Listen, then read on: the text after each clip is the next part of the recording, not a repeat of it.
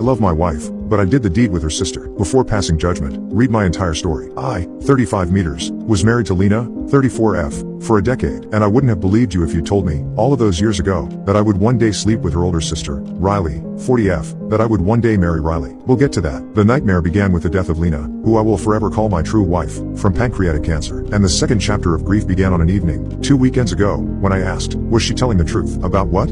Riley replied, from the front room of Macy Manor. I stood and watched the snowfall beyond the window, watched Whiteberry Black. Meanwhile, Riley was sitting in her father's old armchair, by the crackling fireplace, and nursing a tumbler of brandy in loose fingers. Clearly, like me, reflecting on everything. When Mr. and Mrs. Macy died in 2005, Riley inherited that lavish Edwardian house and became Lena's guardian. It was shortly after this that Lena, my childhood friend, finally admitted the truth. Lena told me that the two of you could see the spirits of your parents. I finally answered. Riley stared vacantly at the opposite side of the room, and I followed her gaze.